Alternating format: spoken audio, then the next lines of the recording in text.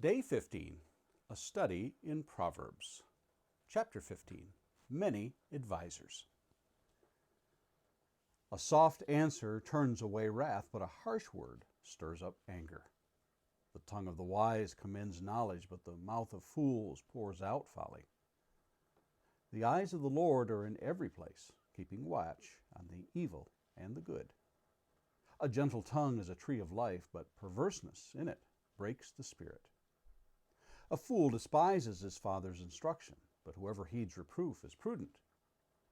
In the house of the righteous there is much treasure, but trouble befalls the income of the wicked. The lips of the wise spread knowledge, not so the hearts of fools. The sacrifice of the wicked is an abomination to the Lord, but the prayer of the upright is acceptable to him. The way of the wicked is an abomination to the Lord, but he loves him who pursues righteousness. There is severe discipline for him who forsakes the way. Whoever hates reproof will die. Sheol and Abaddon lie open before the Lord.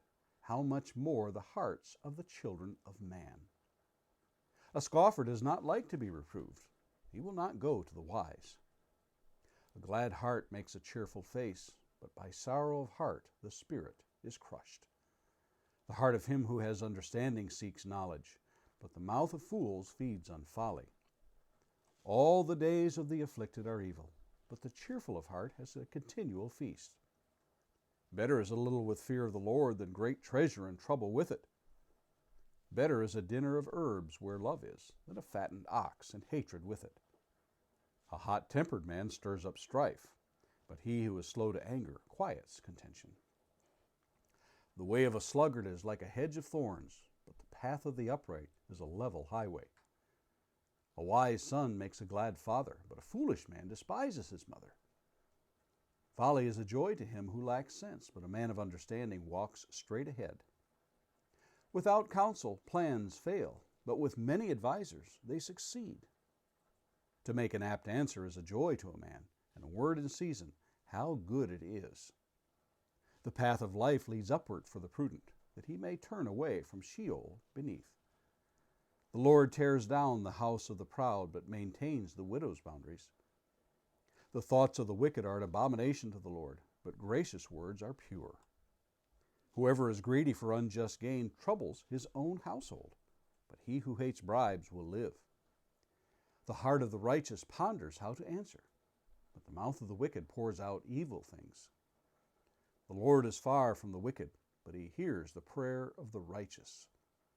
The light of the eyes rejoices the heart, and good news refreshes the bones.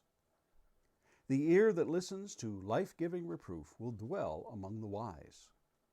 Whoever ignores instruction despises himself, but he who listens to reproof gains intelligence. The fear of the Lord is instruction and wisdom, and humility comes before honor. Our proverb for the day is verse 22. Wise counsel, without wise counsel, plans fail, but with many advisers they succeed. Here's a little quiz for you, and only you. Think back on a time that you made a huge mistake. Okay, now that you have focused on one particular instance, was this mistake due to not taking someone's advice, or because you didn't ask for advice before proceeding? If you're like most people, either of the above answers is quite common. Either we don't ask or we ignore sound advice. 3 events in the life of King David of Israel stand out when I think of counselors. The first scene that I think of is prior to David taking the throne of Israel, where he sends his men out as hired guards, as it were, to watch over flocks and herds with the expectation of payment when the season is over. In 1 Samuel 25, David sends his men to Nabal to ask of anything he might give in return for their services.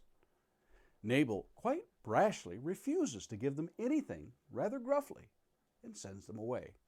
Upon hearing of Nabal's response, David is so enraged, he orders his men to arm themselves, for they are about to slaughter every male of men and beasts in the camp of Nabal. But Abigail, Nabal's wife, intercedes while they are on the way with words of wisdom. David listens and relents and tells her, "Blessed be your discretion, and blessed be you who have kept me this day from blood guilt and from working salvation with my own hands." 1 Samuel 25:33. Second is the instance with Bathsheba, beginning in 2 Samuel 11. Do you remember when David asked his counselors if it would be wise for him to go to Bathsheba? No? That's because he didn't. Can you imagine how different the life of David would have been had he simply asked? But isn't that typical of our mistakes? We rush headlong, knowing that such choices would be ill-advised. The cost of his mistake? The life of his son Absalom, with the coup for his kingship. The third occasion in David's life is that of the census in 2 Samuel 24 and also found in 1 Chronicles 21. David desires to number Israel and Judah. And the context of this is that Satan incited him to do so. Whatever David's motives were, they appear to be pride. He is urged by Joab not to do such a thing. Now, Joab himself had committed some rather unsavory deeds in his day, but he knew that what David was about to do was a sin. However, David would not listen to his longtime advisor. The result of not listening to his advisor? A pestilence upon the land that kills 70,000 people. We read in 2 Samuel 24:15. Now, here's an interesting item in the life of Solomon. We don't read of Solomon's decisions made with the counsel of others. But we do read of Solomon amassing horses and servants and wives and concubines, which greatly displeased the Lord. He may have done well to heed his own counsel he gave to others. We read in other places in Proverbs these words as they pertain to counsel. In chapter 11, verse 14, "Where there is no guidance, a people falls, but in an abundance of counselors there is safety." Chapter 20 and verse 18, "Plans are established by counsel, by wise guidance wage war." Of course, the best counselor we can have is God Himself in His Word.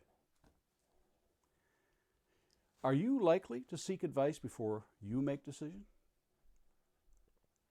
And Lord willing, let's meet here again tomorrow.